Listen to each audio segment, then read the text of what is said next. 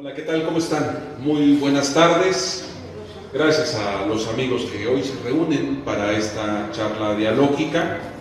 Quiero agradecer a las personas que han viajado desde tan lejos para hacer posible esto y a las personas que nos siguen, por supuesto, a través de sabersinfin.com, Saber Sin Fin Portal en Facebook, Saber Sin Fin TV en YouTube. Agradezco especialmente a las personas que nos siguen a través de Saber Sin Fin Uruguay. Es a través de estos vínculos como hoy tenemos una charla muy interesante de alguien que ha viajado de tan lejos para compartirnos su saber, una investigación muy particular que él está realizando. Les recuerdo que estamos transmitiendo desde el Centro Cultural Delos, en la 5 Sur 506, Centro Histórico de la ciudad de Puebla. Agradezco a nuestros amigos, los controles, por favor, se nos hace el favor de bajar un poco la música. Gracias, muchas gracias. Eliminamos la música, si nos hacen favor. Gracias. Gracias a nuestros amigos del Centro Cultural Delos. Solo para que tengan ustedes una idea de las personalidades que hoy nos acompañan, está con nosotros el doctor Salvador Calva Morales, rector del Sistema Universidad Mesoamericana. Gracias, Salvador, por estar con nosotros. Está con nosotros el maestro Fernando Acosta Reyes, fundador de la Sociedad para la Investigación de lo Extraño, practicante del barefooting casi ya desde hace 49 años. Es productor y conductor de un programa que se llama Misterio Zona, que se transmite todos los sábados a través de Saber Sin Fin. Nos acompaña también la cuasi doctora Lupita Hernández, catedrática Sánchez Hernández, Lupita Sánchez Hernández, quien está con nosotros y que además es fan destacada de nuestras diferentes fanpages. A nuestro amigo Augusto, practicante de múltiples tradiciones esotéricas, sus acompañantes y personas que se van a ir incorporando poco a poco con nosotros. Tras la cámara está Mireya Ramírez Martínez, ganadora de diferentes premios de periodismo, ahora muy especializada en la investigación académica, universitaria. Recientemente ha recibido un reconocimiento internacional en España por una metodología para la generación de investigación científica. Bueno, casi la tercera parte de la población de Uruguay está con nosotros. Bueno, tenemos a algunos amigos de Uruguay que están con nosotros. Gracias por estar aquí. Quiero presentarles a nuestro invitado de esta tarde-noche. Guillermo Giuchi nació en Montevideo en 1954. Es doctor en literatura latinoamericana por la Universidad de Stanford. Desde 1992 es profesor de letras en el Departamento de Literatura Brasileña de la Universidad del Estado de Río de Janeiro. Entre 1988 y 1990 fue profesor en la Universidad de Princeton. Sus trabajos de investigación combinan la rigurosa formación académica con temas de la vida cotidiana, la actualidad, los deportes, el cine, los imaginarios populares, los medios de comunicación y la historia del transporte.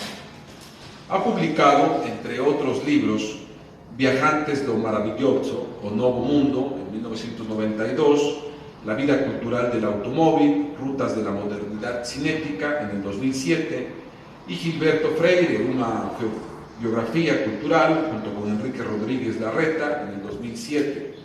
Es uno de los coordinadores de la edición crítica de Gilberto Freire, Casa Grande y Sensala 2002. Fondo de Cultura Económica ha publicado Tierra del Fuego, La creación del fin del mundo 2014. Estos datos biográficos que estoy leyendo son tomados del Fondo de Cultura Económica, que bueno, su amplio prestigio en México nos denota la seriedad de la persona que hoy está con nosotros. Y que esto es muy importante decirlo, avala por supuesto el nivel de nuestro invitado. Hoy Guillermo nos estará compartiendo un diálogo que se llama, bajo el título de México enteogénico. México enteogénico. Y precisamente toma el nombre de una investigación que él está haciendo, y la charla va a ir en torno a esta investigación que realiza. Hemos aprovechado su tránsito porque Guillermo ha seguido una ruta prediseñada que es solamente una mínima parte de toda esa ruta tan amplia que podría estar siguiendo debido a la riqueza de México, en donde él está documentando algunos aspectos que nos va a comentar. Así es que solamente está 2 o 3 días aquí en Puebla, y gracias a los muy buenos vínculos de Saber Sin Fin Uruguay, específicamente de Gabriel Vieira, a quien espero esté viendo esta transmisión, y si no en un momento se la hago llegar, hoy está con nosotros Guillermo Biucci. Con ustedes, Guillermo Biucci, recibámoslo con un caluroso aplauso.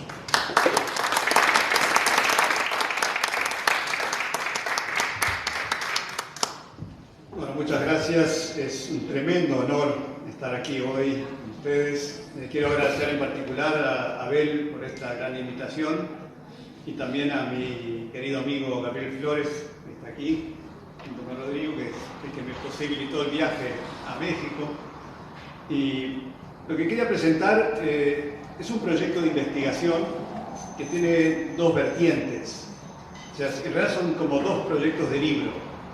Un libro que como proyecto es casi infinito, digamos, es ¿qué significa ser humano? Vengo investigando ese tema hace varios años, las distintas representaciones de lo que significa ser humano a lo largo del tiempo.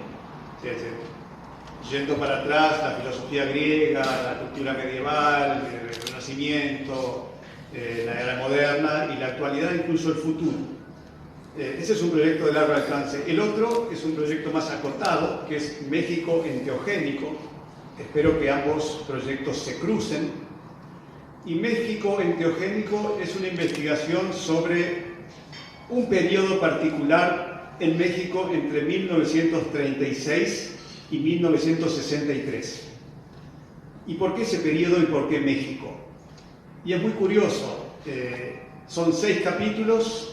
El primero es el viaje que hace el dramaturgo, actor, poeta, escritor Antonin Artaud, que viene de Francia, y el 7 de febrero de 1936 desembarca en Veracruz. Pasa como 8 meses en México, y de los cuales un mes él se va a la Sierra Tarahumara para encontrarse con los indígenas, con los nativos, y experimentar el ritual del peyote. Está publicado, está el libro México y después Viaje al país de los Tarahumaras. Es un relato fascinante. Artaud es un escritor extraordinario. Cualquier persona interesada en lo extraño, en lo esotérico, en lo hermético, es una lectura obligada realmente. Muchos críticos lo consideran una persona perturbada, paranoica, que no entiende lo que está diciendo. Sin embargo, la presencia de Artaud continúa con mucha fuerza. Y de todos los relatos de Artaud, el más actual sigue siendo el viaje al país de los Tarahumaras. Realmente, yo cuando leo Artaud y ese relato, me emociono tremendamente. Que Artaud es una persona que rechaza en su contexto, en 1936, todo lo que considera la artificialidad europea. Y viene a México a intentar encontrar una cultura que él denomina auténtica, prehispánica, no contaminada, no mezclada, y va efectivamente a algunos lugares en la Sierra Tarahumara. Imaginen eso, llegando en un tren precario, después en el lomo de mula, con un guía porque él no habla español, intentando comunicarse con alguien, buscando el ritual del peyote, y con toda la idea que él ya había escrito una obra de teatro sobre México antes de venir a México. Él tenía una fascinación con México y con la historia de México. Artaud pensaba que había lugares especiales en el mundo, que tenían una energía particular. Pensaba que Irlanda tenía una energía particular. Pensaba que el Tíbet tenía una energía particular. Y pensaba que México, y sobre todo la parte menos urbana de México, tenía una dimensión especial. Porque aquí, pensaba Artaud, la cultura auténtica era cotidiana. Y él lo contraponía al surrealismo. Él procedía del movimiento surrealista en Europa, pero consideraba que el surrealismo era artificial y que se sentaba André Breton en un cuarto a escribir como una especie de laboratorio, pero que él no sentía lo maravilloso que era la existencia del cotidiano, lo telúrico que estaba presente en la propia cultura. Y eso me fue llevando a algunas consideraciones sobre lo que se define como sentimiento oceánico. La idea del sentimiento oceánico la discutió Sigmund Freud en un comentario que hace a un amigo de él, Romain Rolland, donde Romain Rolland le dice: la esencia de la religión no es la institución, iglesia, es el sentimiento oceánico, es una gota en el océano. Creo que eso lo hemos experimentado todos nosotros que hemos tenido esas experiencias enteogénicas, sensación justamente de la fusión, de la disolución del ego, de la mezcla, de la dimensión cósmica. Y Freud decía, eso no existe. Freud decía, el sentimiento oceánico no existe, es falso. Lo que en realidad es el sentimiento oceánico, decía Freud, es el deseo de volver al útero materno. Es la idea de que uno está en el paraíso materno y está en la totalidad, y eso es el sentimiento oceánico. Es falso, dice Freud. Y creo que uno puede discutir con esa noción si parte del principio de que sujeto y objeto no están tan separados como lo pretende el psicoanálisis, o como lo pretende en todo caso la racionalidad europea, que distancia el sujeto del objeto, y en donde la naturaleza es algo que está distante y está para ser manipulada, explotada, y lo que estamos viendo en los últimos 500 años de modo muy claro. Entonces, esto me fue llevando a discutir qué podía ser el sentimiento oceánico en el contexto enteogénico, y ahí aparecía la noción de droga. Porque el enteógeno, la definición del enteógeno es aquello que abre la conciencia y despierta la conciencia divina. Se lo define como aquello que despierta el Dios que tenemos dentro. ¿No? Eso sería una especie de canal extático. Y sin embargo la definición general es droga y drogadicto. En esta investigación que estoy haciendo de 1936 a 63, es justamente anterior a la época de los hippies, anterior a la época de la contracultura, anterior a la nueva era, anterior a todos esos movimientos que después también se popularizan. Son algunos individuos, generalmente hombres, blancos, de mediana edad. Artaud tiene 40 años, Artaud cumple 40 años en México, y todo ese pasaje de Artaud me parece fascinante, porque su interés es romper con la civilización europea. Hay algo muy romántico en Artaud.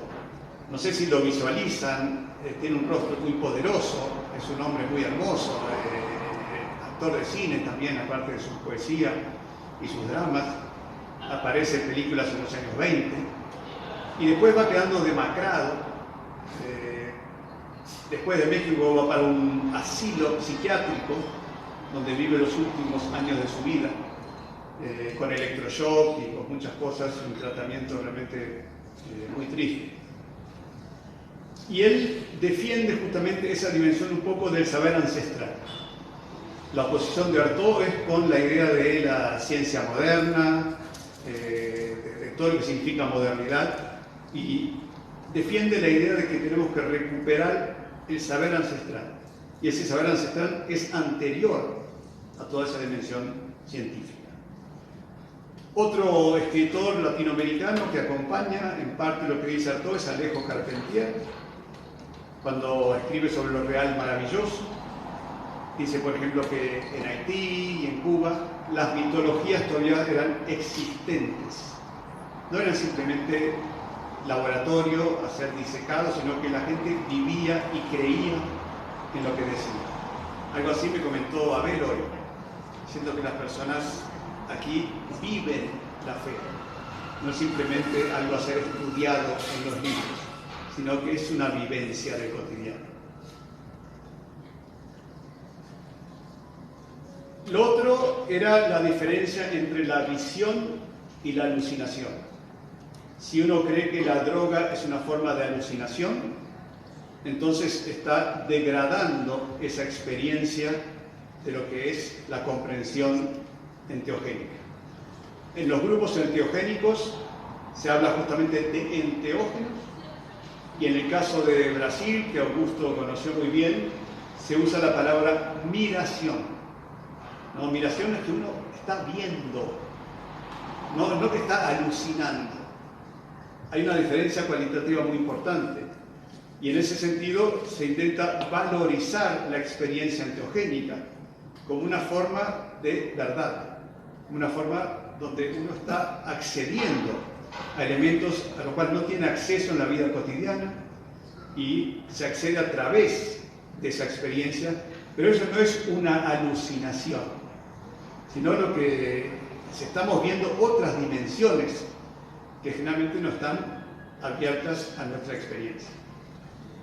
En esa investigación, el primer capítulo es sobre Artaud, el segundo capítulo es sobre el viaje que hace en 1938 y 39 un botánico norteamericano, Richard Evans Schultes, que es considerado el botánico más importante del siglo XX. Evans Schultes, joven, fue a Oaxaca y fue en la línea de descubrir el hongo mágico, el hongo sagrado. Lo que se decía en la época es que ese hongo no existía, que las crónicas del siglo XVI habían inventado, habían distorsionado, y Evans Schultes dice, no, yo estoy leyendo que eso era practicado por los aztecas, voy a ir a confirmarlo. Fue a Oaxaca, escribe una tesis de doctorado sobre el Teonancatl y lo encuentra. Él no lo experimenta en el momento, pero lo encuentra y publica varios artículos científicos sobre el descubrimiento del hongo mágico. Posteriormente, Schultes se va a la Amazonia, pasa 12 años aislado, en parte en el contexto de la Segunda Guerra Mundial. El gobierno de Estados Unidos lo contrata para descubrir cómo extraer caucho, y él hace unos relatos extraordinarios sobre todo lo que es la Amazonia colombiana, sobre todo. Un personaje realmente, como dicen, mayor que la vida, es realmente un personaje extraordinario.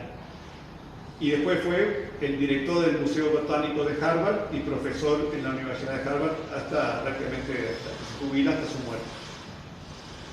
El tercer capítulo, quizás sea ya más conocido, es el de un viajero norteamericano, periodista, banquero, vicepresidente de un banco, casado con una rusa, que es un especialista en micología, o sea, especialista en hongos. Y él lee a través de un comentario de Schultes de que ese hongo existía efectivamente en México, y hace varios viajes por México. Nadie le dice nada, porque acá hay toda una cuestión de reserva, de secreto, hasta que finalmente, después de muchos viajes, le dicen, bueno, sí, ahí en Huautla de Jiménez hay una chamana, María Sabina, que por qué no va a visitarla y a ver si tiene alguna posibilidad. Y en 1955 tiene lugar la primera vez donde Watson, Robert Gordon Watson y María Sabina, en un ceremonial enteogénico, ingieren los hongos, y bueno, y le cambia en parte la vida a Watson. Escribe 2 años después un artículo que se hace muy conocido, y empiezan un poco aquellos viajeros menos enteogénicos, más curiosos a invadir Huautla de Jiménez. Da lugar a varios problemas. La gente del pueblo le quema la casa a María Sabina, la rechazan en parte porque abrió unos secretos que eran parte de la comunidad. Y bueno, eso es el tercer capítulo, que me interesa mucho porque hay toda una revelación de esos conocimientos que eran considerados esotéricos o sagrados y se abren como al gran público. El cuarto capítulo continúa esto con un amigo de Robert Gordon Wasson, que es una figura también extraordinaria, que es el descubridor del LSD. Es Albert Hofmann, es un suizo, un químico también muy reconocido del laboratorio Sandoz, que muere con 102 años, descubre el LSD por casualidad, haciendo investigación para problemas así en el momento del parto, y en la época de la Segunda Guerra se va en la bicicleta a la casa con los efectos del LSD, y eso está recogido por la cultura hippie como el viaje psicodélico de la bicicleta. En YouTube hay muchas presentaciones hermosas, realmente. Hoffman, que es una persona muy conservadora, muy sobria, que se va en su bicicleta a su casa y dice, ¿qué me está pasando? ¿Qué es esto? Ve todas las cosas distorsionadas. Y después sigue investigando eso y decide sintetizar el hongo sagrado. Entonces sintetiza la psilocibina y viene a México y le entrega pastillas a María Sabina. O sea, las pastillas sintetizadas con psilocibina, y María Sabina dice, ¿qué es esto? ¿No? Y le empiezan a dar, no le surte efecto inicialmente a María Sabina, le dan más cantidad porque demora más ingerir la pastilla que directamente el hongo. Y al final María Sabina reconoce que sí, que tiene el efecto semejante a los hongos. Y sin embargo ahí se da una especie de ruptura, de quiebra, porque claro, en el contexto de la comunidad se pierde el control sobre los hongos y aparece la industria química y aparece toda otra relación con ese elemento enteogénico. El quinto capítulo es menos enteogénico que los anteriores. Tiene que ver con un grupo de norteamericanos que son conocidos como la generación beatnik. Van sobre todo a la Ciudad de México. Escritores como William Burroughs, Jack Kerouac, Allen Ginsberg, una generación muy conocida en lo que es la historia literaria, y hay bastantes características muy peculiares.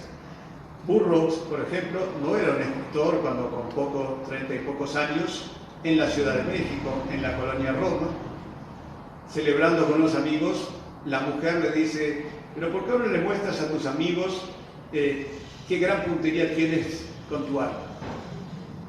Entonces ella se pone un pequeño vaso de ginebra arriba de la cabeza y él a 3 metros de distancia le dispara y Johanna se cae y él, Burroughs piensa que está haciendo una especie de escena teatral y después ven que empieza a salir sangre y bueno, la había matado a su mujer.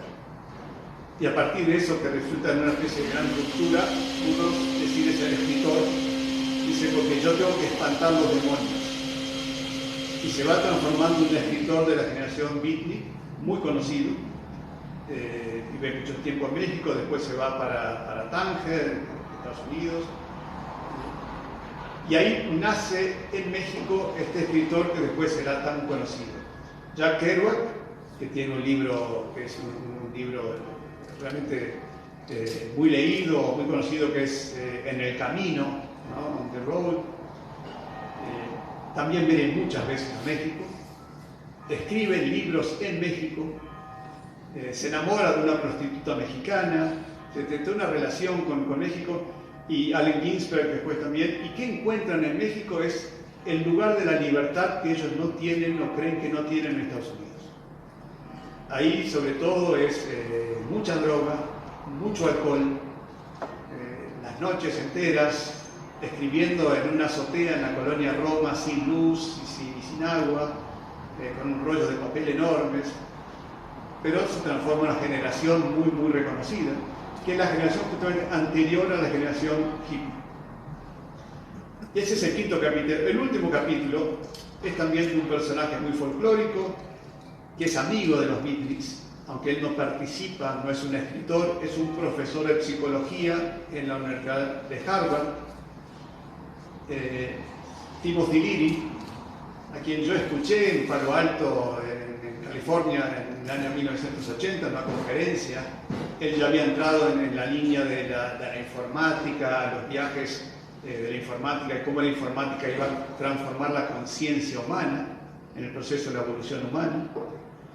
Y Timothy Leary en 1960 viene a México, más para disfrutar del contexto mexicano, es profesor en Harvard, tiene ciertas facilidades, y le ofrecen experimentar el hongo sagrado en Cuernavaca, en septiembre de 1960, o en agosto de 1960.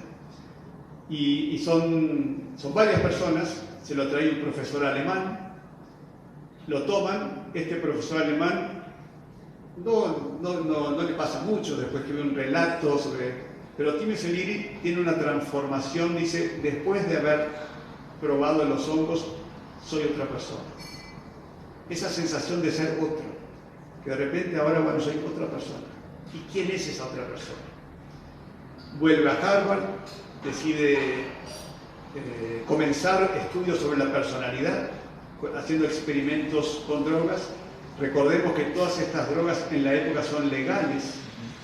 Recordemos que en la época que Freud tomaba cocaína, la cocaína era legal, y que Freud lo recomendó como si fuera la maravilla de la historia, la cocaína, y tuvo su fase cocainómana por un tiempo considerable, hasta que apareció el psicoanálisis. Freud lo trató también para evitar adicciones, así como se usa en muchos lugares la ayahuasca para controlar las adicciones. En Perú hay muchos ejemplos de eso, en Brasil también. O sea, como plantas medicinales, ¿no? Ya los beatniks y Timothy Leary tienen otra función. Timothy Leary funda un instituto de libertad interna, vuelve a México, descubre Zihuatanejo en el estado de Guerrero, le parece un paraíso y arma fiestas colectivas, por ejemplo, de 30 personas, y como ya no tienen suficiente hongos, lo hacen con LSD, ¿no?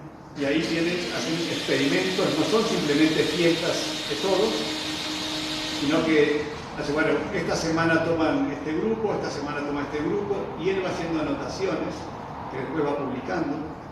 Y en 1963 invita a un grupo grande, como de 50 personas, en el Hotel Catalina, en México, en Zihuatanejo, y arman la fiesta con LSD y toda la descripción de la playa y la descripción de lo que son los cuartos, los encuentros nocturnos, y llega la policía y dice: mire, señor Timothy Leary, usted no puede hacer esto no es legal.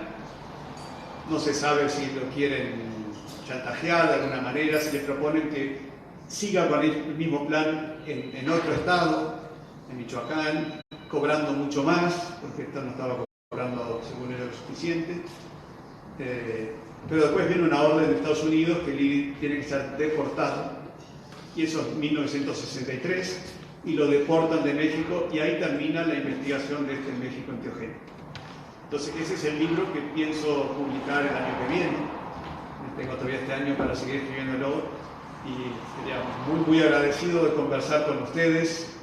Cualquier comentario, cualquier cosa, porque estamos justamente en la tierra donde todo esto sucedió, y en el contexto de plantas poderosas, de chamanes, de experiencias enteogénicas y de sentimientos oceánicos.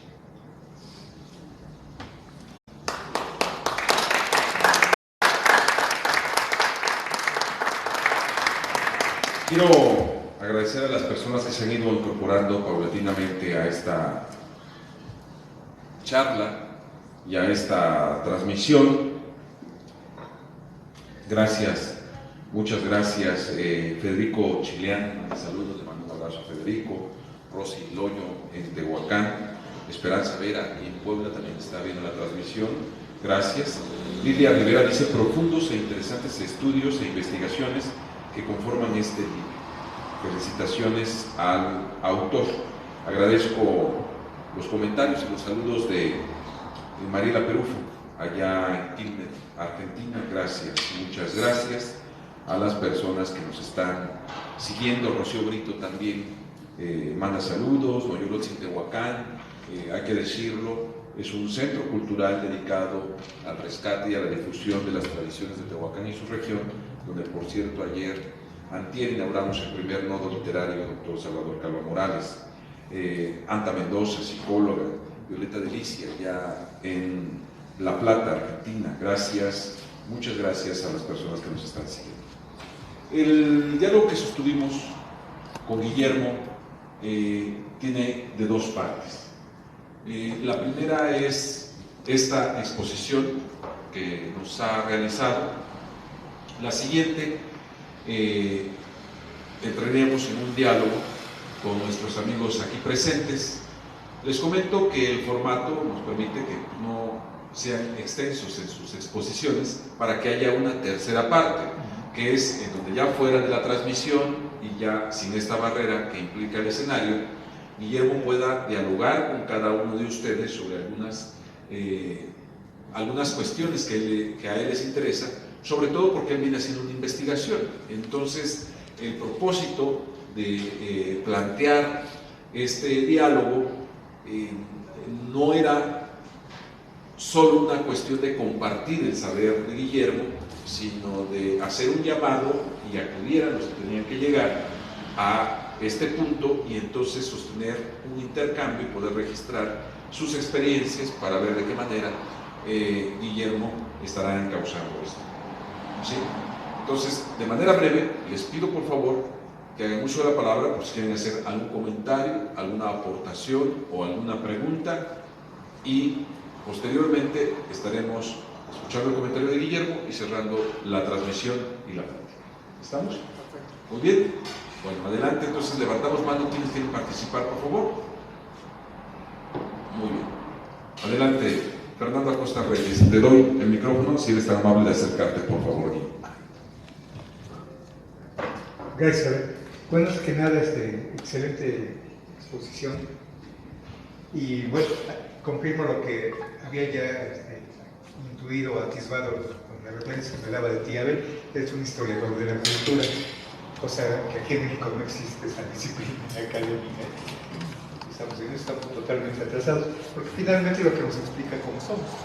O sea, la historia de la cultura, definida así de una manera muy laxa y bastante inexacta, se refiere a las formas que tenemos de vivir, cómo vamos evolucionando o cambiando, o el verbo que ustedes quieran, en nuestras formas de vivir, cómo nos alimentamos, cómo nos divertimos, cómo nos relacionamos, todo eso.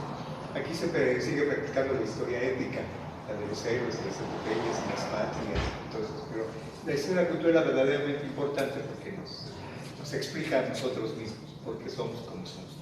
Eso por una parte. Interesantísimo, ¿no? Todo ese enfoque culturalista.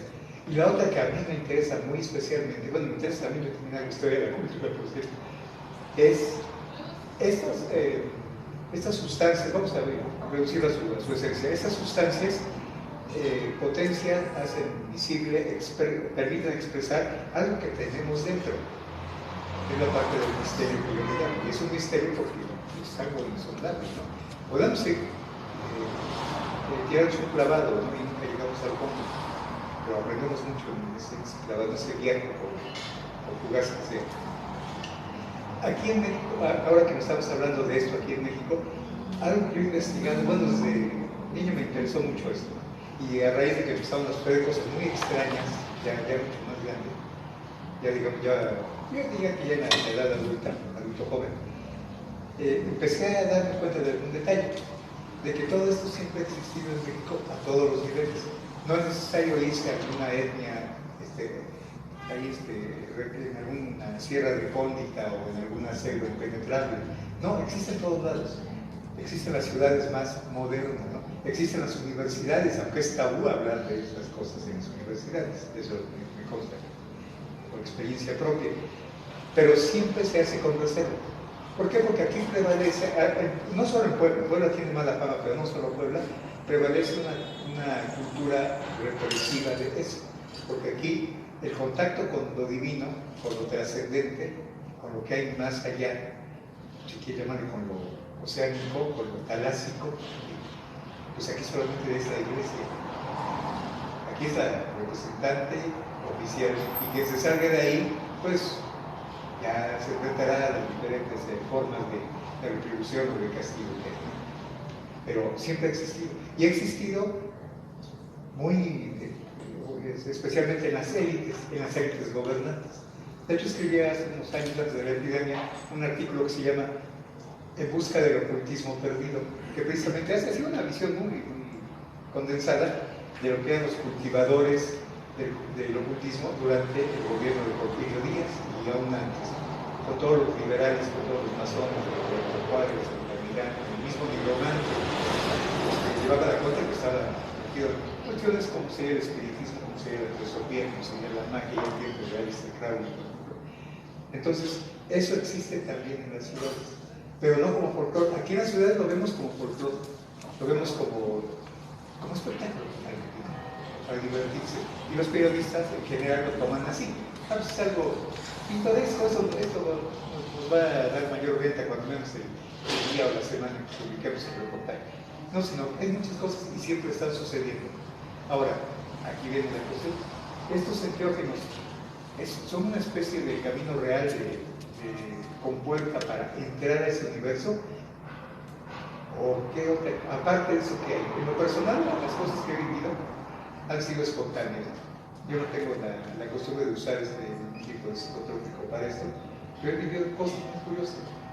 Y conozco gente que también es así. Entonces, esta cultura, porque es una cultura de salud que se cultiva de los enteógenos, es una manera más directa de acceder a estas vivencias, a estas percepciones, o cuál es exactamente su papel en términos objetivos y ir más allá. Gracias, Fernando Acosta, pianista, practicante de barefooting, productor y conductor de Misterio Son. Adelante, Guillermo Biucci. Muchas gracias por el comentario. Lo que tenemos dentro, es todo un tema ese, ¿no? Lo que tenemos dentro. Quizá aquí me interesa hacer una especie de recapitular brevemente un poco una trayectoria más personal. Yo vengo como Gabriel y como Rodrigo de Uruguay, ¿no? De Uruguay, que es un país extremadamente laico, muy poco religioso, muy poco espiritual, compuesto básicamente por ateístas, ¿no? Y justamente Rodrigo ayer me decía, yo soy un ateo que me gustaría dejar de serlo. Quería hacer otra cosa, tener una creencia, una convicción. Ahora, ¿cómo uno llega a eso? Entonces, el joven de Uruguay, viví en Estados Unidos, viví en Brasil mucho tiempo, 30 años, pero por los primeros 15 años en Brasil nunca había escuchado la palabra ayahuasca. No se la mencionaba, en el contexto que yo me movía no aparecía.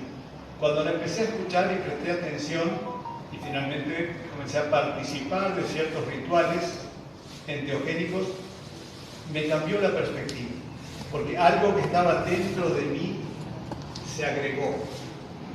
No me eliminó todo el otro, pero lo agregó. O sea, hubo una especie de enriquecimiento, de plus. Y me recordaba de un comentario de que decían que el hombre es el único animal que consume drogas. O sea, en principio somos la única especie que consume drogas. No hay especies conocidas, en principio, que consuman drogas. Y, por ejemplo, el arte paleolítico, algo es antiguo, sí, es muy antiguo, toda la expresión de lo que es la dimensión trascendente está en el arte antiguo, en el arte rupestre, y como dice, bueno, no es usuario de psicotrópicos, pero tiene experiencias como si fueran enteogénicas, oceánicas. Hay gente que lo hace con yoga, hay gente que lo hace con otras terapias, El caso de los enteógenos se considera que es un acelerador, lo que puede llevar 15 años, cuando en una semana la persona ya lo está experimentando. Y que en ese sentido, incluso en el contexto de la ayahuasca en Brasil, que son religiones, no en toda América del Sur la ayahuasca es religioso, en eso son algunas tradiciones espirituales, pero no necesariamente religiosas.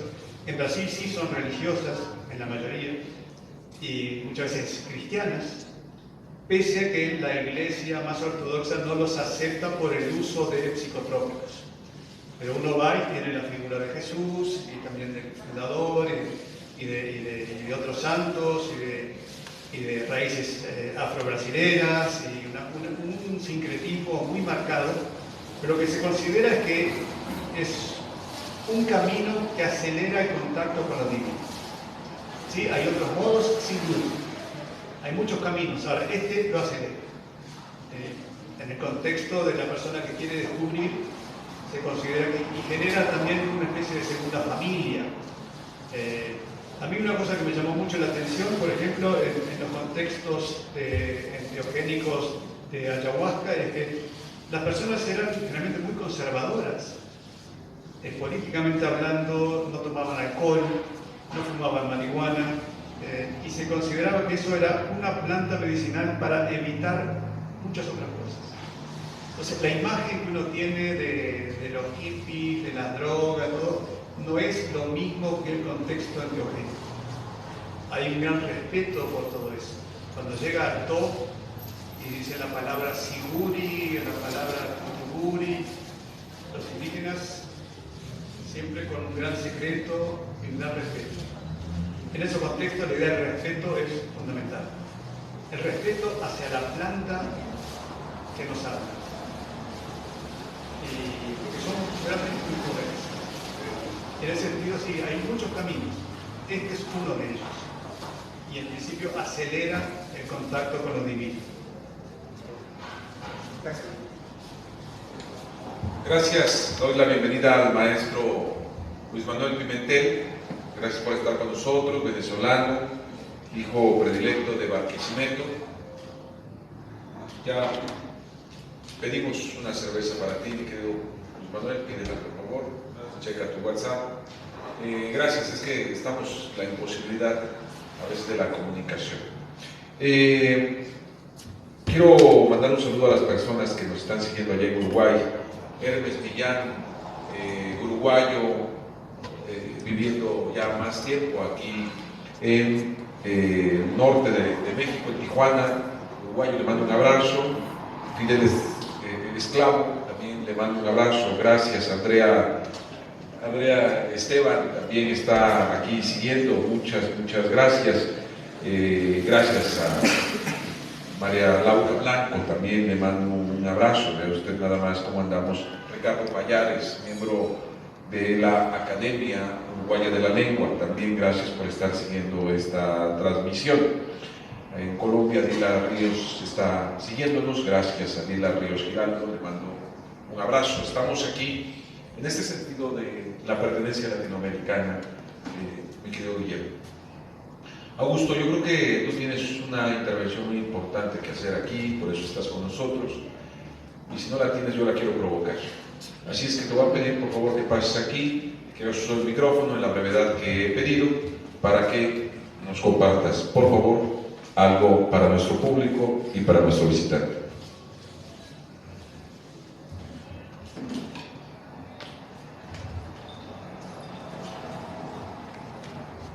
Buenas tardes, buenas noches. Me causa un poco de congoja, tal vez no ver tanta gente más joven o joven, ¿no? Y me impone un poquito ver a la gente que aquí ha estudiado tanto, con grados académicos. Yo tengo solamente una pobre experiencia, pero al mismo tiempo de humilde, pues es muy propia, y con gusto les comparto lo poco que yo he reflexionado a partir de esta plática. A mí me ha llamado la atención, en mi experiencia personal, siguiendo tradiciones indígenas, que se han basado o que han basado sus ritos en la, digamos, contextualización del uso de enteógenos como sacramentos, y que han, digamos, aportado una posibilidad más como una vía de autorrealización mínimamente y idealmente de iluminación a partir del uso ritual de los enteógenos. Se me ocurren muchas cosas que mencionar, más que preguntar, si es que me permiten hacer un comentario como este.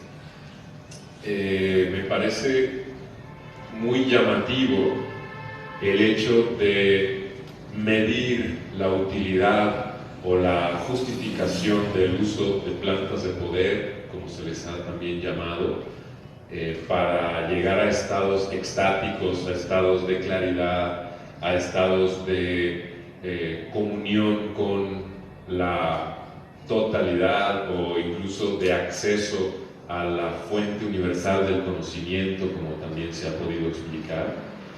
Y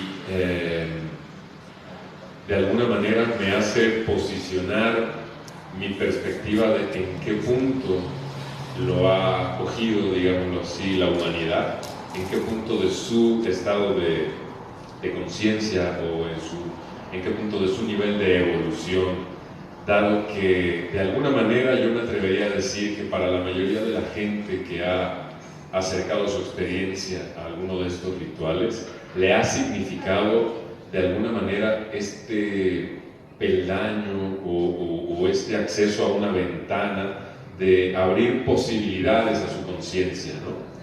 De accesar a conceptos que de otra manera quedarían puramente en el nivel intelectual, si es que se tiene a bien tal vez arañar un poco de la comprensión de estos estados que causan, ¿no? Sin embargo, después de algunos años de conocer, pues particularmente a la tradición wixárika, que es lo que represento con el traje que vengo portando el día de hoy, pero también con el trabajo con el Teonanácatl en la zona de Oaxaca, algunas partes de Veracruz, pero también con el uso de la ayahuasca o del santo daime o del yagé, como se le conoce en Colombia, que básicamente es la misma combinación de plantas y la misma bebida, valiendo la posibilidad de que a veces se le agregue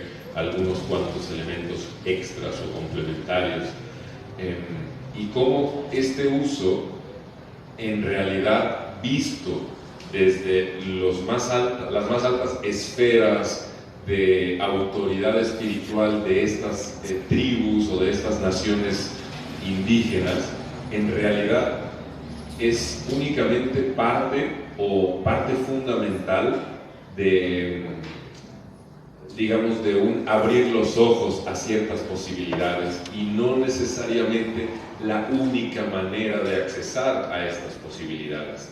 Es decir, se dice, por ejemplo, en algunas zonas incaicas o en algunas zonas de naciones indígenas de ahí de las montañas de la cordillera del sur, que en realidad el uso de estas plantas son como una especie de último recurso. ¿Para qué? Pues para aquellos integrantes de la sociedad que no se han permitido o que se les ha imposibilitado por razones varias el acceso a estos conocimientos o a estas posibilidades de conciencia. O sea que traducido así como un lenguaje más coloquial, es como para la gente más necia que como que no ha podido abrir los ojos por sí mismo o por sí misma.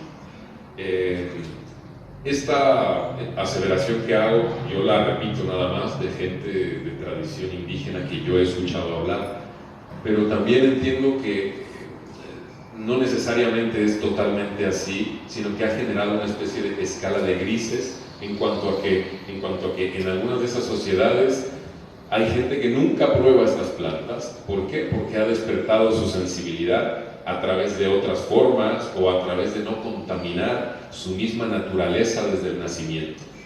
en otras culturas o en otras naciones indígenas es casi un eje central de sus prácticas, y el que no accesa a estas plantas pues prácticamente no se considera parte de la esfera espiritual, digamos, son más bien como los más mundanos, ¿no?, de la sociedad indígena o de estas sociedades en particular.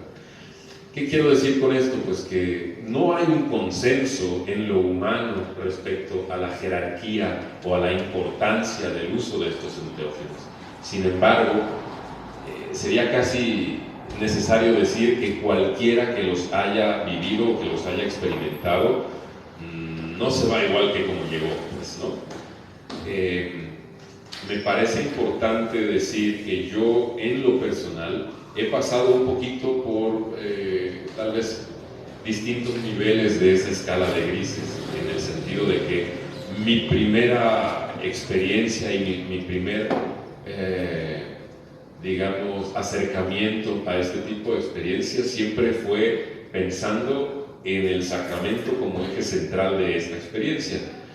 Y yo me atrevo a decir que me parecería más o menos común en el caso de algunas otras personas con las que yo he compartido, que en realidad cuanto más se va acercando uno a estas tradiciones y a estas cosmogonías, más se va dando cuenta uno que es el contexto que lleva esta ritualística o estas ritualísticas, valiendo en cuanto a que tienen sus matices y sus diferencias según de cultura a cultura, en realidad son aquellas que le van dando el sentido y la utilidad e incluso diría yo la trascendencia pues a estas experiencias. ¿A qué me refiero con esto? La gente normalmente, porque claro, en algún momento yo me hice servidor de algunas personas que ofrecían estos sacramentos en forma ritual, y me refiero a servidor en cuanto a un ayudante, en cuanto a un aprendiz, en cuanto a alguien que le ayuda a invitar gente, a administrar la comunicación con las personas invitadas, ¿no? Y yo me daba cuenta por las experiencias, los comentarios de la gente, como el 90, 95, 99% tal vez de la gente que asiste está completamente preocupada o enfocada en qué voy a sentir, qué voy a ver, cómo esto me va a afectar, ¿no? Y me refiero a esto, pues, al consumo de lo que sea que se esté planteando en ese contexto ritual. Sin embargo, es la experiencia continua y diría yo en alguna medida la apertura de la conciencia que esto podría generar, lo que va permitiendo ver que, bueno, si yo por mi cuenta, fuera de un contexto ritual, me atrevo a accesar a estas plantas o a estas experiencias, definitivamente a nivel subjetivo no se presentan las mismas consecuencias de este uso. Por ejemplo, si yo por mi cuenta me atrevo a ir a las zonas en donde de forma silvestre se dan estos hongos sagrados, o en estos desiertos en donde se da este cactus sagrado como lo es el peyote, o etcétera, definitivamente existe una alta posibilidad de que mi experiencia no sea cercana a lo que dentro del contexto ritual se da. Y al mismo tiempo, mientras más me voy vinculando con la simbología y con las ritualísticas que hay alrededor del uso de estas plantas, en algún momento el uso de la planta va perdiendo importancia. Y eso me hizo reflexionar que en realidad existe algo dentro de nosotros que es lo que se activa a través de, sí, al principio sacudir nuestra conciencia con el uso de estas plantas que son altamente poderosas en su efecto, pero que poco a poco lo que va siendo más permeador de la conciencia o lo que va adquiriendo una mayor relevancia es la intención que se le da a toda la gran cantidad de herramientas y símbolos que están presentes. Como bien decía aquí el señor conferenciante, la aparición de imágenes como pudieran ser santos, como pudieran ser el mismo Jesucristo, ¿no? o la Virgen, o elementos más bien asociables a la naturaleza, como en el caso de la tradición urárica que yo represento con mi traje, la aparición del venado, la aparición del maíz, la aparición del mismo peyote como símbolo como un mandala, como una representatividad de ese círculo que es el todo, ¿no? Empieza a ser más bien, diría yo, importante en cuanto a que de repente lo que nos está moviendo es justamente algo que conecta con lugares muy profundos y muy desde la raíz de lo humano, ¿no? Y de la espiritualidad que lo humano nos permite experimentar. De esta manera, pues, me llama la atención, ¿no? Cómo dentro de distintos ámbitos o distintas esferas, algunas personas le dedican mucha más atención a esta ritualística y algunas otras personas se ponen más bien a pensar o a analizar la influencia de estas plantas de poder o de estos sacramentos e incluso de su bioquímica, ¿no? De lo que las sustancias activas que contienen pueden provocarnos. Y yo humildemente me atrevo a comentar que mi conclusión personal, o más o menos en el punto en el que me encuentro ahora mismo en mi camino, es entender que claro que hace falta a veces una experiencia que nos sacuda y que nos permita entender que otras posibilidades están allá afuera. Sin embargo, creo que lo que nos hace ser más trascendentes en esta búsqueda de espiritualidad y de conexión con esta experiencia oceánica, como se dijo aquí hace rato, o con ese contacto con el todo, viene a ser esos movimientos que nuestra conciencia llega a lograr a partir de estas experiencias, porque bien podríamos entender como algo fútil o algo inservible que uno vaya a una experiencia sagrada, a un ritual, a una ceremonia en donde estas sustancias o estas plantas se administren. Y bueno, pues uno tiene su momento espiritual cada 6 meses, o cada año, o cada lustro, o cada década, o el tiempo que cada quien decida para accesar a estas ceremonias, ¿no? Pero creo que lo importante es extraer esas experiencias para llevárnoslas a nuestro cotidiano y no esperar cada 6 meses o cada X tiempo para tener nuestro momento de contacto con lo sagrado, sino entender que lo sagrado está aquí y ahora en todo momento y que hay que nosotros traerlo a nuestra cotidianidad. Y en la medida en la que podemos hacer eso, cada vez estos contextos van haciendo más sensibles nuestra interacción con esos símbolos y va trayendo también una mayor importancia de entender que el contacto con esas esferas o con esas otras dimensiones, con esos otros entendimientos de la realidad, son para tenerse en todo momento. Y me parece, para cerrar un poquito mi comentario, que estamos ya en una era en la que la pura experiencia subjetiva de esto y la fe o la devoción que tal vez nos puede despertar este tipo de experiencias va quedando un poquito flaca, un poquito falta de contenido si uno no se atreve a hacer este tipo de reflexiones, dado que estamos en un momento en el que necesitamos justificar esa devoción con sabiduría, con un acceso a un alto conocimiento. Por eso me atrevo a decir que el contacto con lo crístico, con lo trascendente, viene sí acompañado de una alta devoción por este tipo de experiencias, pero que el uso de estas plantas no son la única forma y que el uso esporádico o el acceso esporádico a ellas no nos viene a representar el verdadero reto, que es entender que lo sagrado está en todo momento y que hay que cultivar el conocimiento que va de la mano con él. Muchas gracias. Muchas gracias, Augusto. Como dije, venir y estar aquí, le mando un saludo y un abrazo a Ari Magaña, que gracias a Ari nuestros amigos están aquí presentes. Ya pasé con el maestro, nada más que todo un poquito de aire para que se contextualice y le pediré que tenga una intervención. Creo que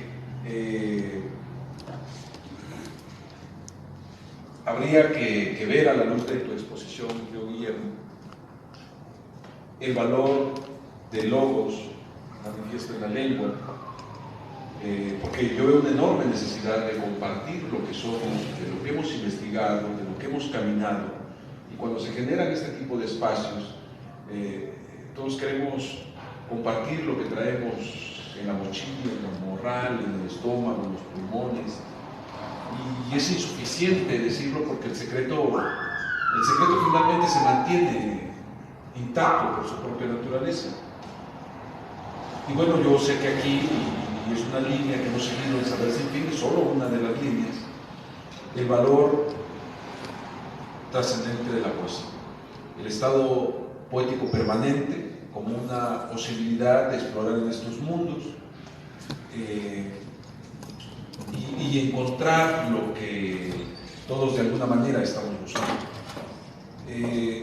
Creo que Augusto nos ha planteado varias líneas, que sería insuficiente el tiempo que ahorita podríamos tratar. El maestro Luis Manuel Pimentel, experto en semiología, también me está pidiendo la palabra. Ahorita vamos a escuchar el comentario de Guillermo. Vamos con Guillermo, Luis Manuel. Yo le pediría al maestro que nos diera un mensaje que acaba de llegar, y también Salvador Calva, que está tomando los apuntes, que nos diera un comentario. En fin, pues nos vamos ya un poco sobre el tiempo para ir cerrando que más que una conferencia, como lo comentamos, era un encuentro dialógico con Guillermo. Bueno, en primer lugar, muchas gracias Augusto por el comentario. Hay muchas cosas ahí para conversar.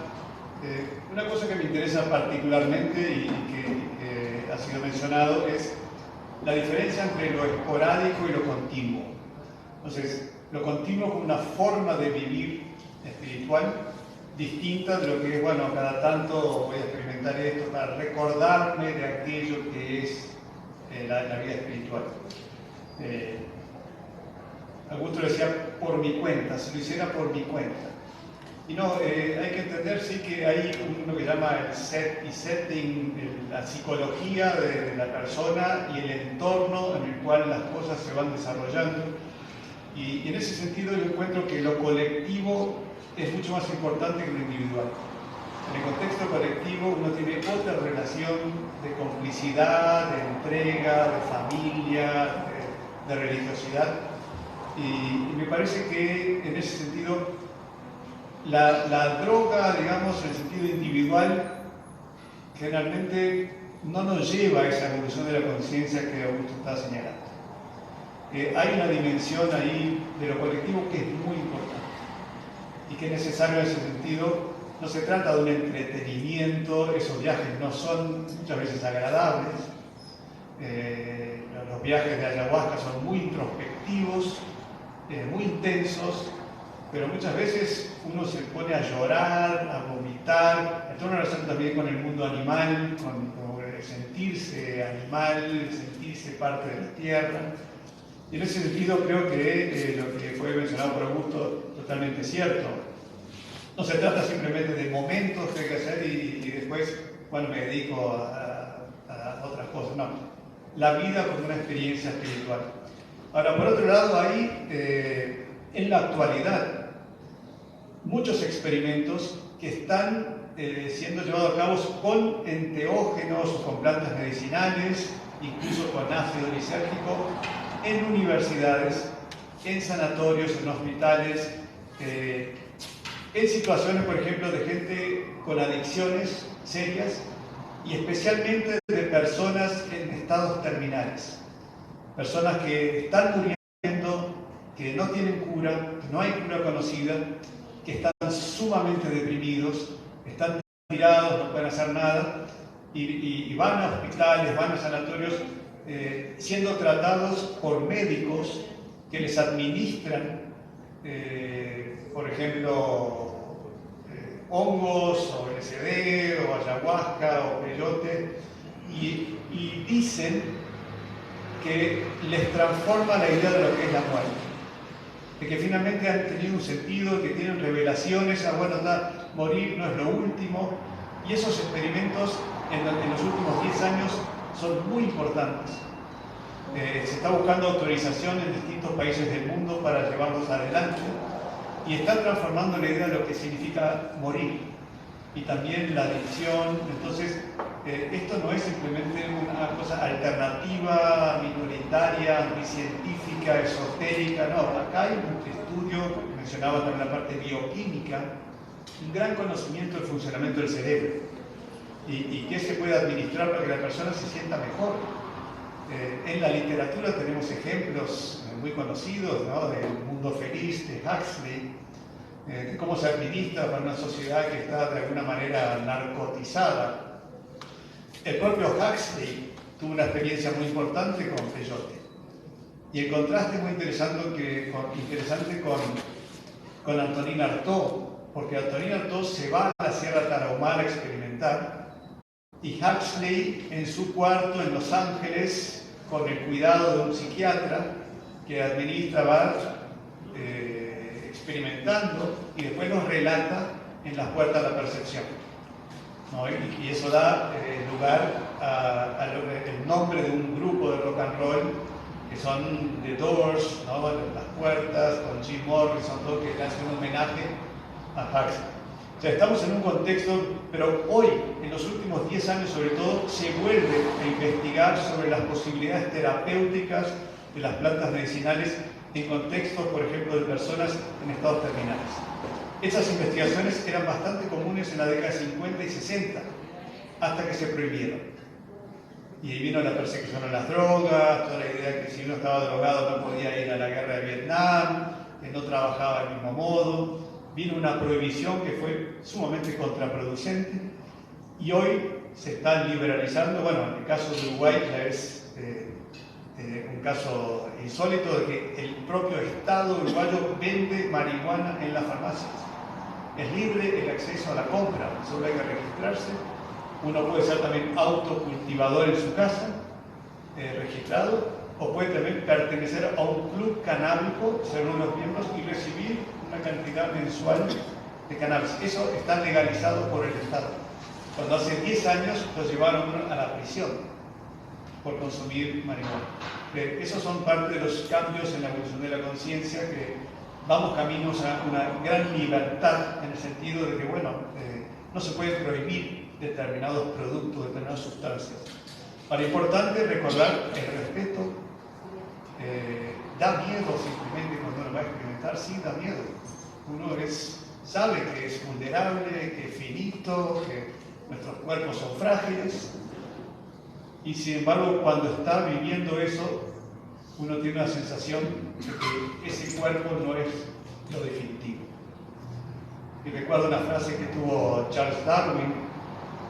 Charles Darwin estaba viajando por América del Sur, joven, y llegó a la parte sur de la Patagonia y en la Tierra del Fuego, y dice: en este lugar yo siento que el ser humano no está simplemente acá para respirar y comer, que algo, estamos hablando de Darwin, o sea, que después salí con la evolución de las especies, ¿no?, el origen de las especies. Entonces, en la actualidad hay un gran interés, incluso por el punto científico, de procesos terapéuticos de los enteógenos, y no está restringido a fenómenos minoritarios o desconocidos. Hay mucho experimento hoy con el potencial terapéutico de las plantas poderosas. Lo último que quería mencionar rapidito es, como Augusto mencionó, de lo que es la experiencia. Yo me meto como investigador de historia de la cultura, lo tengo que escribir. Y sin embargo, ¿qué significa escribir o transmitir una experiencia enteogénica? ¿Cómo lo describe una palabra? ¿Cómo se narra eso? Artaud lo hace de manera extraordinaria. Otros también. Ahora, ¿estamos traicionando la experiencia? ¿La estamos transmitiendo? ¿Hay algún otro modo de comunicar eso que no sea a través de la palabra? Eso es una pregunta. Los símbolos, por ejemplo. Sí, con algo iconográfico, algo que no dependa de plasmarlo en una mente. O sea, ¿cómo se transmite una experiencia enteogénica? Esa es una pregunta. Bueno, mira, nuestro amigo trae una representación en su vestimenta y ahí está múltiples experiencias enteogénicas, que los mexicanos lo que vemos somos experiencias. O sea, el extranjero ve una vestimenta que le llama la atención, pero yo veo y yo estoy viendo experiencias múltiples detrás de lo que nuestro hermano está trayendo esta tarde, y que entiendo que ese es el mensaje. El mensaje es que no está oculto en algo inaccesible, sino que está a la vista de todos, y que aquí hay mensajes en esos cuadros, en ese arte. En esta zona estuvo instalada la Santa Inquisición en Puebla, y hoy estamos haciendo nuestro trabajo, limpiando estos nodos energéticos a partir de tratar estos temas. Pero tengo en la línea telefónica, si me lo permiten, a Jorge Hernández, expresidente de la Casa de los Escritores Uruguayos durante 2 periodos. En diciembre ha dejado el cargo, y me da mucho gusto que esté siguiendo la transmisión. Mi querido Jorge, buenas noches. Además, hay que decirlo, es doctor honoris causa de la Universidad Mesoamericana de aquí de México.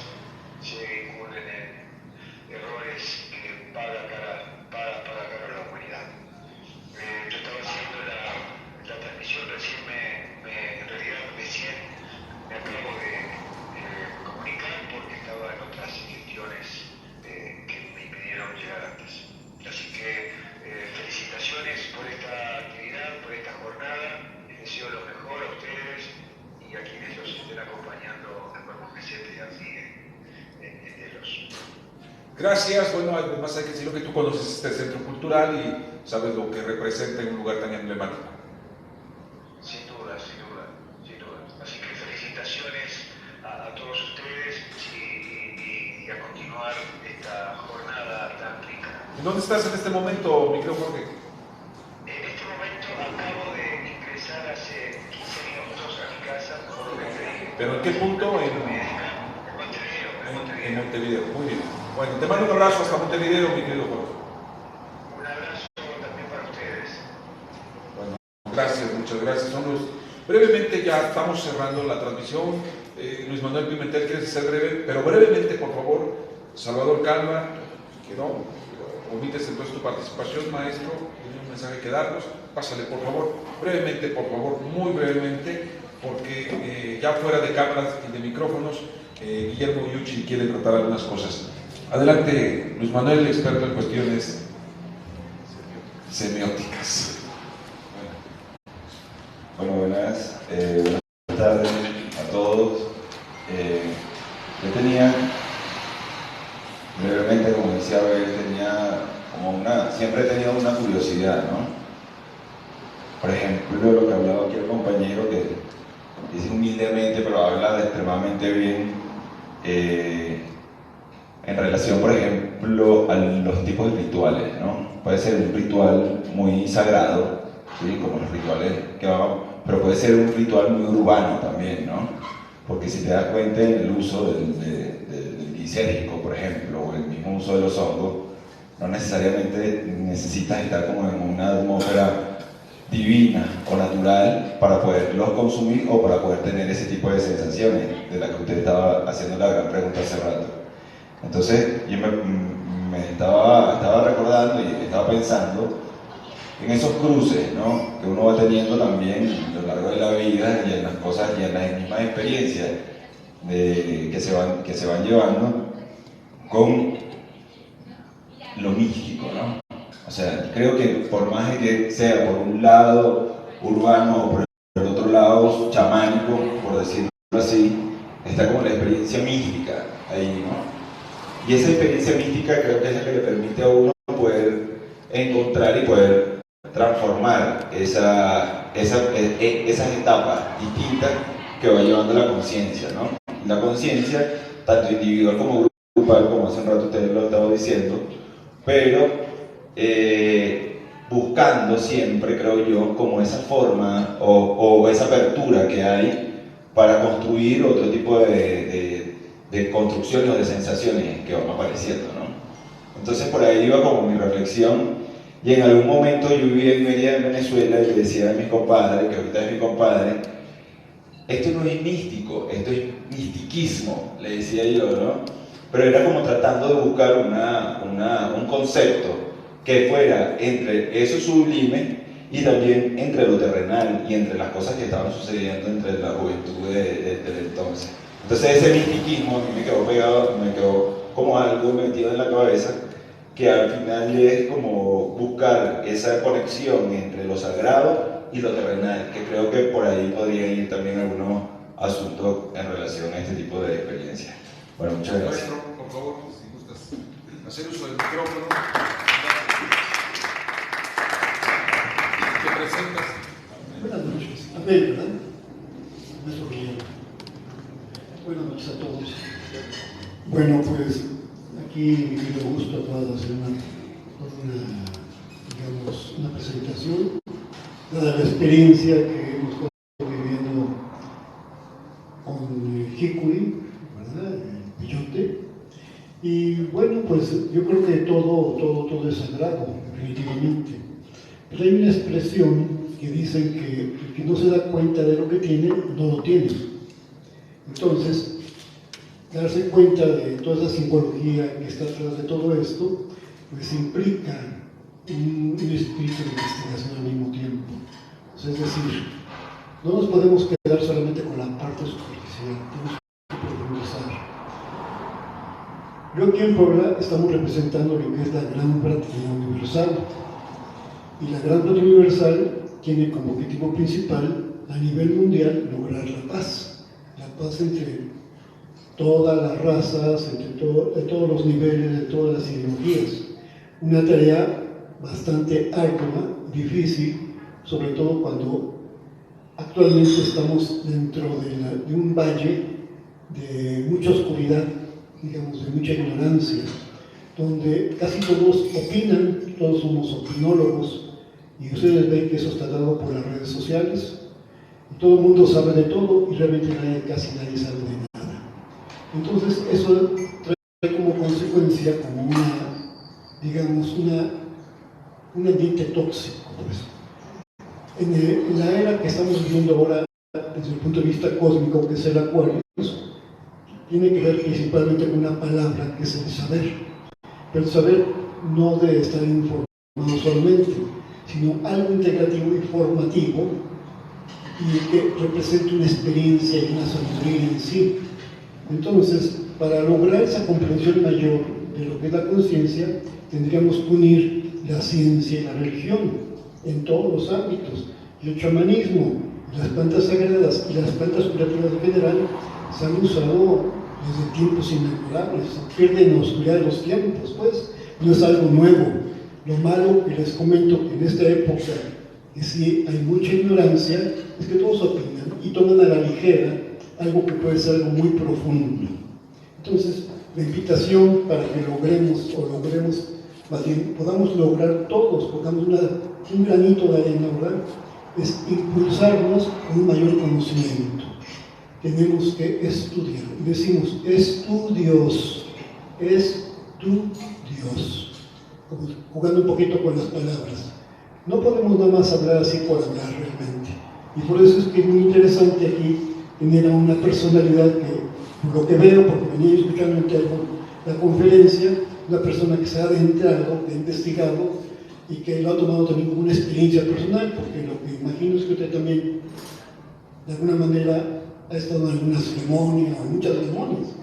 Y además, pues es un intelectual que viene a exponer algo que humildemente dice que quiere saber más. Y ese es el espíritu que todos tendríamos que tener. Porque yo considero que ya sé mucho, y cuando yo digo eso, pues es que no sé nada. Creo que tenemos que estar siempre como en el inicio, para poder entonces llegar realmente a un final. Y bueno, pues yo creo que el tema de la espiritualidad y el misticismo tiene que ver con todos, pero casi nadie quiere verlo. Porque decir la muerte, todo el mundo queremos meter la cabeza como los avestruces abajo de la tierra, y no nos queremos enterar de nada. Sin embargo, es algo con lo que cohabita con nosotros, así como tenemos en nuestro organismo una información de vida, también tenemos una información de muerte. pero también tenemos una información del Renacimiento. Y eso es lo que, es el pequeño eslabón, ¿verdad? En medicina china se da en los dos reinos, entre el reino del metal y el reino del agua, que es como ese renacimiento, donde nuevamente la vida vuelve a surgir, casi nadie lo quiere explorar. Yo creo que las plantas nos acercan muchas experiencias, las plantas sagradas en general, y sí valdría la pena, además del concepto mágico, energético que contienen ellas, también poderlas conocer a nivel de laboratorio. Entonces yo le agradezco su presencia aquí en Puebla con nosotros y lo felicito enormemente al profesor Guillermo. Muy amable, dije muchas cosas y muy amplias, dejó muchos puntos abiertos, pero bueno, habrá oportunidad de ir cerrando los conceptos. Muchas gracias. Gracias, maestro, gracias. Como hemos dicho a lo largo de esta transmisión, el verbo cura y sana. Y son estos encuentros, son eso, es una oportunidad para compartir, exteriorizar lo que traemos a cuestas. Y no en balde, pues el proyecto que ha convocado esto se llama Saber Sin Fin, sabersinfin.com como portal, Saber Sin Fin TV, Saber Sin Fin portal, en Facebook y en sus múltiples canales. Porque es eso, no hay un fin si es que es verdaderamente saber, ¿verdad? Cuando son aprendizajes, los aprendizajes están ligados a la temporalidad, que por cierto yo te quería hacer una aportación desde la visión de la educación, mi querido Guillermo. Fíjate que tú hablabas de la continuidad, pero en términos educativos hay un concepto que es superior, que es la permanencia. La educación continua es una prolongación de la formalidad, pero la educación permanente es antes y después del nacimiento. Por eso nuestras raíces en México son totalmente basadas en la visión y la filosofía de la educación permanente, que entre otras cosas se manifiesta, por ejemplo, en que nuestros muertos no están en el cementerio, sino están con nosotros, nos enseñan, nos instruyen, y son como parte de nuestros maestros menores. Pero bueno, Guillermo, creo que el propósito lo hemos cumplido. Yo veo que anotas y anotas, llevas ya un libro aquí escrito, y vas a tener que escribir otro libro a partir de este encuentro. Adelante, por favor, Guillermo. Vamos a hacer unos comentarios a las dos últimos comentarios. El primero tiene que ver con una escena en la historia literaria, me parece muy reveladora, que es en la Odisea de Homero. En la Odisea de Homero hay un momento que Ulises o Odiseo tiene que superar el desafío de las sirenas. Es uno de los seres mitológicos que está enfrentando seres mitológicos para volver a Ítaca, que es el único lugar en el mundo para Odiseo. Y le dicen, bueno, tiene que enfrentar a las sirenas así, y él decide amarrarse a un mástil, ¿no? Amarrarse al mástil, ¿y qué hace? A los compañeros les pone cera en los oídos para que no escuchen el canto de la sirena. Él se amarra al mástil y escucha, y queda totalmente deslumbrado por el canto de la sirena, pero no se puede entregar porque está amarrado en el mástil. Entonces siempre algo parcial, es una experiencia que no termina de ser total. Claro, si lo sacan, se entrega y se muere, pero en todo caso los compañeros no escuchan nada, siguen remando, superan las sirenas, pero él no se puede entregar completamente a la experiencia.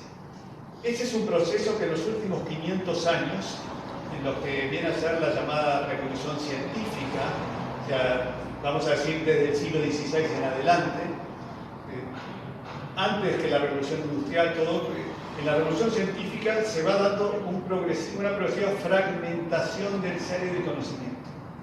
Esto es lo típico de nuestro momento. Se mencionó las redes sociales, lo que son las ciertas formas del saber fragmentado.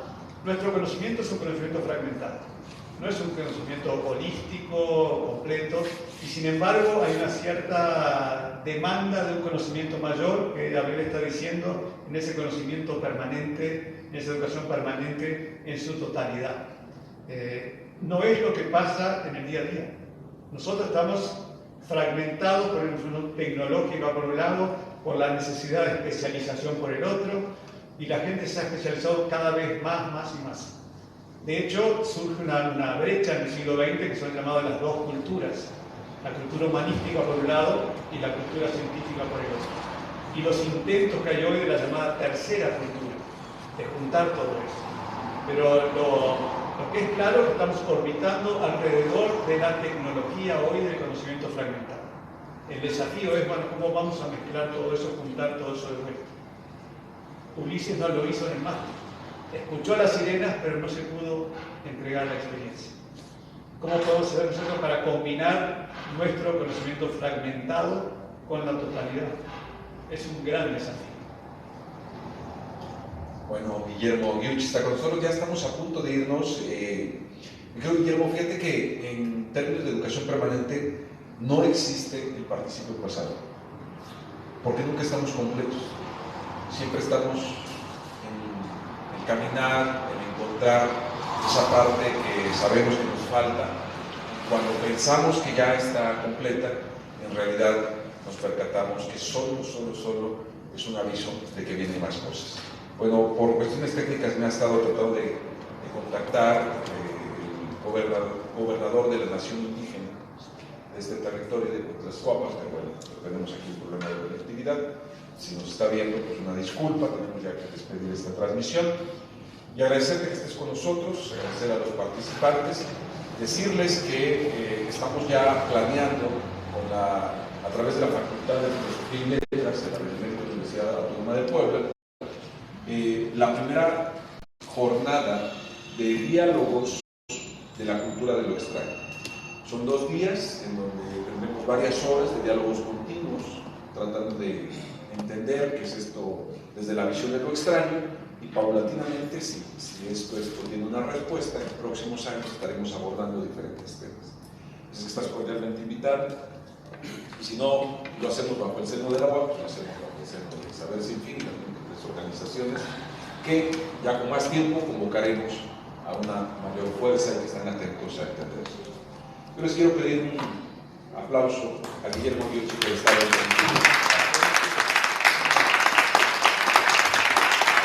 Gracias a los presentes aquí físicamente, a Mireya Ramírez Martínez, que en funciones de camarógrafa se estrenó hoy.